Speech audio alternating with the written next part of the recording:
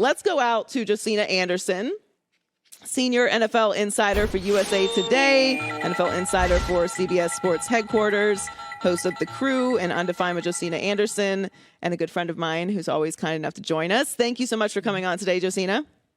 Thank you, Joy. I appreciate it. Thank you very much. Hopefully you guys are enjoying somewhat of off season, but it feels like all of us media are going to have no rest between now and training camp with all this news, right? Well, listen, the insiders, you guys have been working. So I appreciate it. I appreciate you making time because it feels like every second there's new news.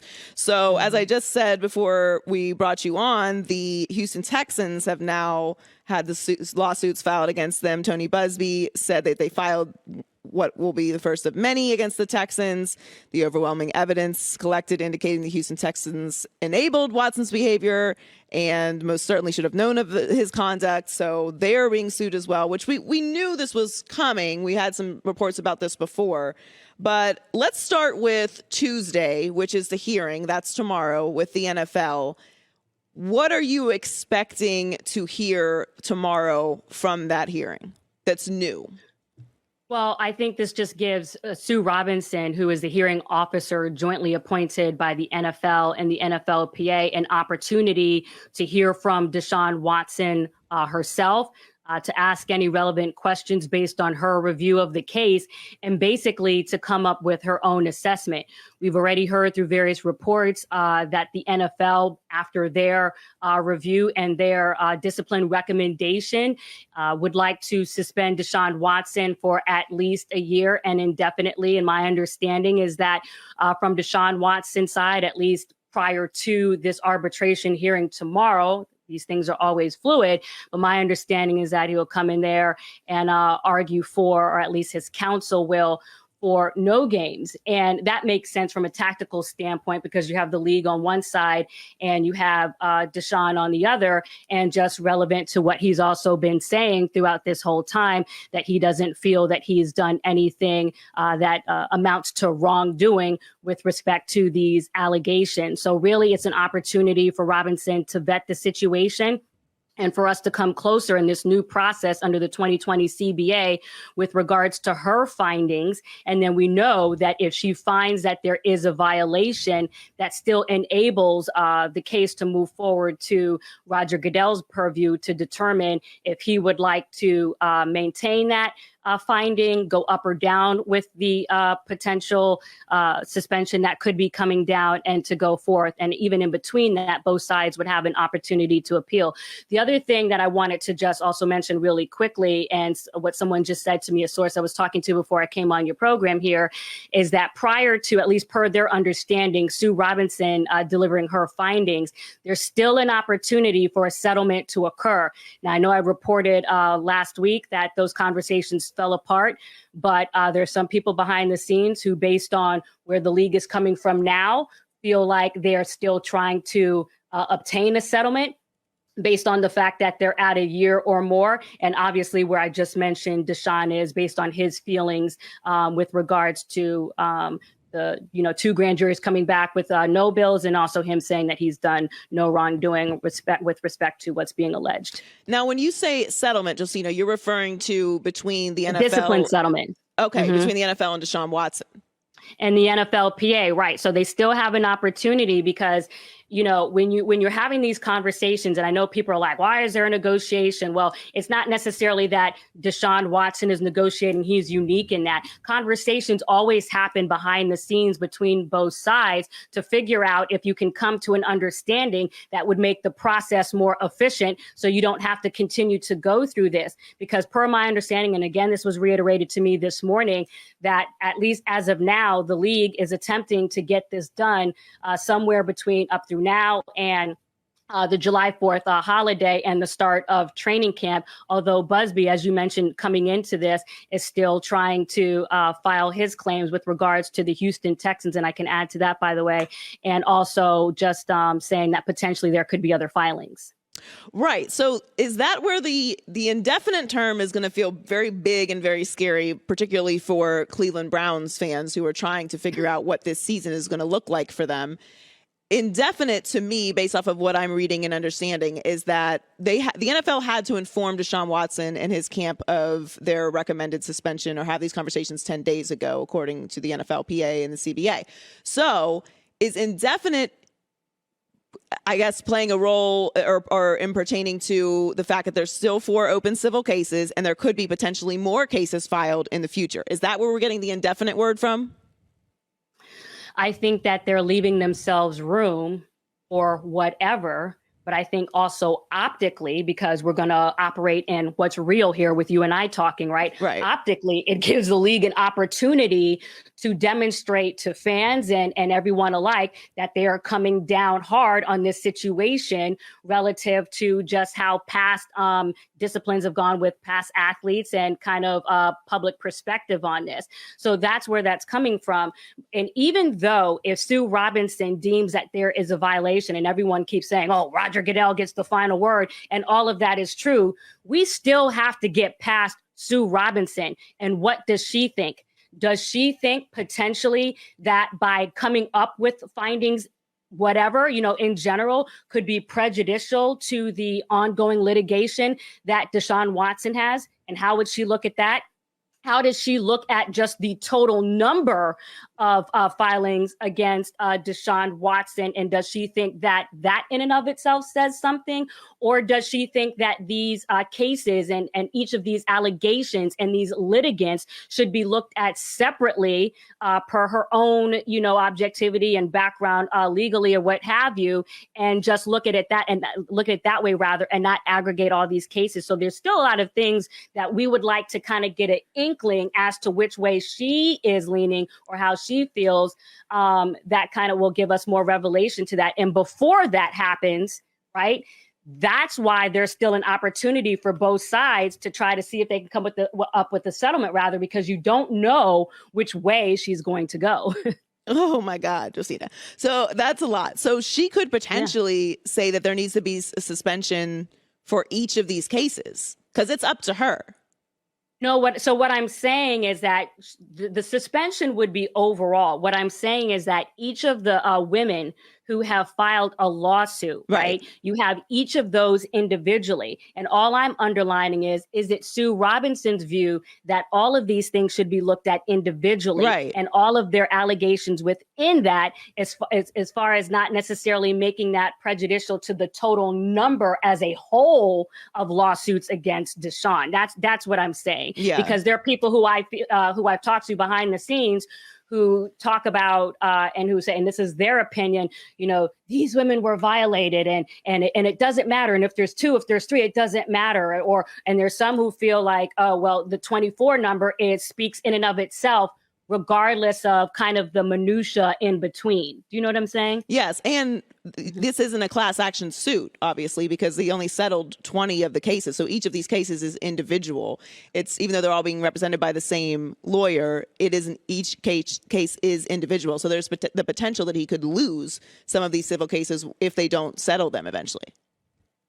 Yeah, and that's something that is not necessarily within the time frame of now. With those 4 cases that are still unsettled, those are things that potentially would go into next season, because as we know, both sides agreed to not look into these until after the season. I don't know where those are going and where those will end up. Right. And then we also know that Tony Busby has said there are potentially other women who could come forward. Right. So basically what I'm saying is, yes, these cases are individual. I'm just saying, does Sue Robinson look at the total number of 24 as being a message of something in and of itself, as opposed to just really going through it one by one and bearing them out on their merits, on their allegations, and what she thinks of what people are saying or what these women are saying? It's a lot going on. On the other side of all of that is Baker Mayfield, who still remains with the Browns and is obviously coming off of an injury. The conversation, I feel like every week, flips between the Seahawks and the Panthers of where he's going to end up. But he doesn't have a lot of suitors, and that's for multiple reasons. It seems like the Seahawks are in front right now, but when do you think this happens? If there is a deal made between Seattle or Carolina and Baker Mayfield, is it possible that Baker Mayfield is still on the roster come the start of the season? So a couple of things here. So per what I reported last week and the Seahawks having a high level of interest, that is true. The Seahawks would like Baker Mayfield, right? And we saw some counter reporting to some of the things that I was saying, well, the Seahawks stance hasn't changed and what have you. The thing that I'm trying to underline is that these conversations are always ongoing, right? And the fact that this is something that I'm hearing as of last week lets you know that that high level of interest is still there.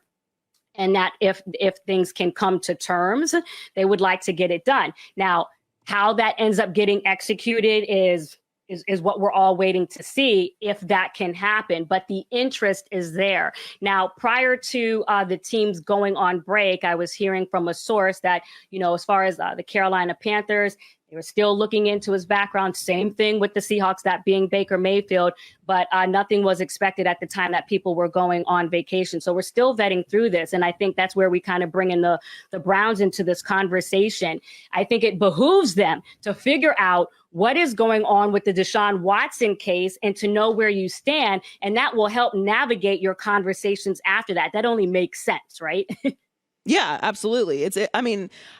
Look, I don't know at this point we can point to the Browns for making good business decisions. It felt like you would probably want to move off of Baker Mayfield before this happened, but everything kind of came together pretty quickly with Deshaun Watson. That's why they're in this situation. We talked a little bit earlier about Jimmy Garoppolo, who is the other guy on the market that would be of some value to a team that is in need of a, veteran quarterback. Now, Jimmy does some winning now. I'll give him that. He is not available a lot, but when he is there, he does win, but he is often unavailable. That's a lot to have to give. That's a lot to have to give. He does win. So we have to underline. I know you and I've had this conversation on Jimmy G before, but go ahead, Joy. Yeah. So I think he doesn't end up going anywhere until pretty close to when the season starts. I think it's going to end up being a team that is desperate because there's an injury. There's always an injury in training camp or something that happens, and then that's going to be the move that is made. I don't see him going to Seattle because I don't see them sending him anywhere in the division.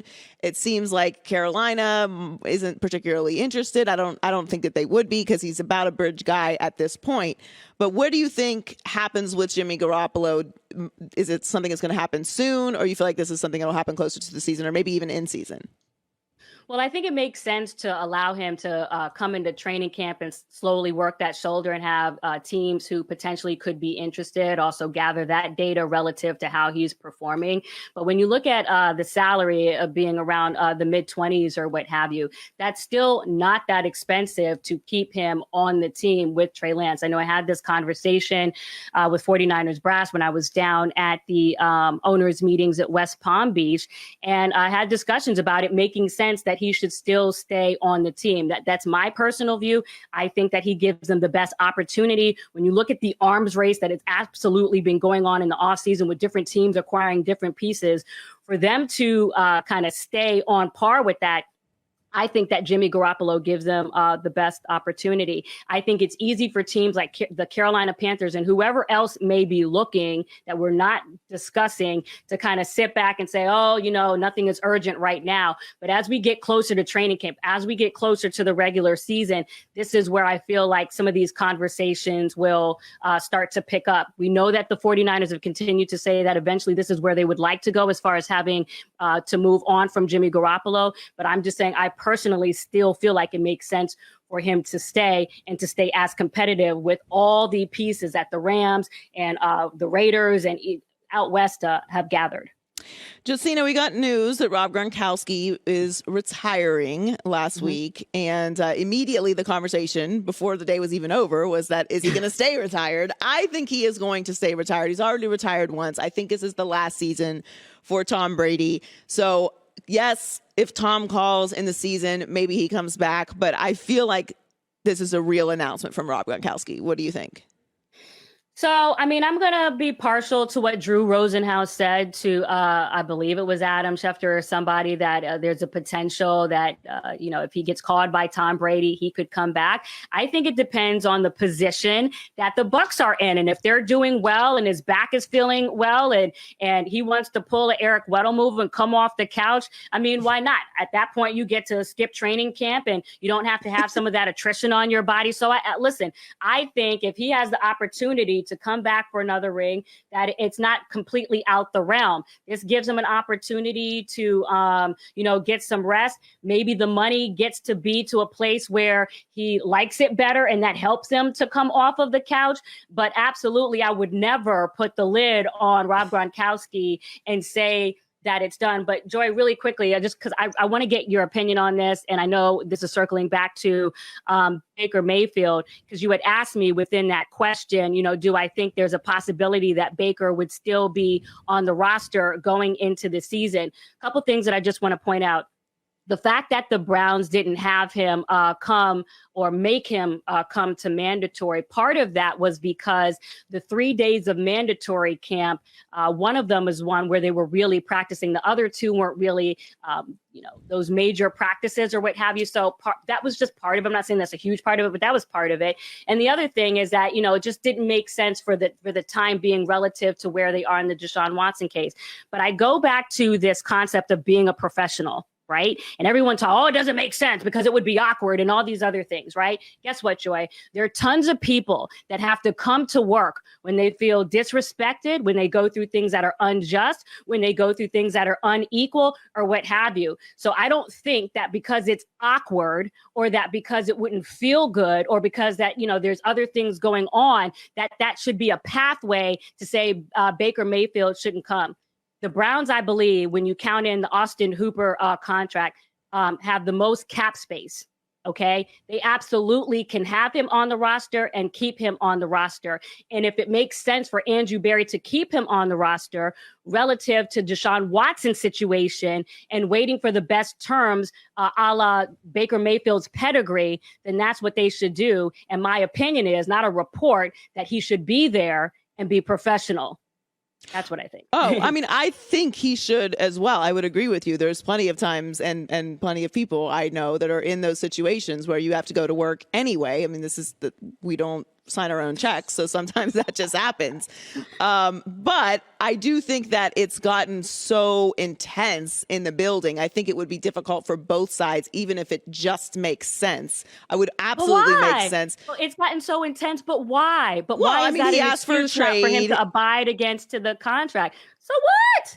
You know what I'm saying? Like, they're still paying you. His fifth-year option is guaranteed for salary, for skill, and for cap. You are getting $18.858 million. And I'm telling you that per my understanding, that wherever this goes, that my understanding is that the Browns would like to get an honest work out of him if things are not up to being able to ship him out at the time that there's training camp. Now, if they feel like it's in their best interest to do otherwise, that is always fluid. Right. But, my opinion is separate of a report that's the contract. You should show up. Yes, it is awkward, but so what? You're out there, throwing footballs, catching footballs, say hi, goodbye, go home, and complain when you go home. That's what I think it would do wonders for his situation. I mean, he doesn't have a big market. The market, great point. The market is what it says you are. You have two suitors who have not made a move, and part of the fact that part of the reason that they don't want to make a move is because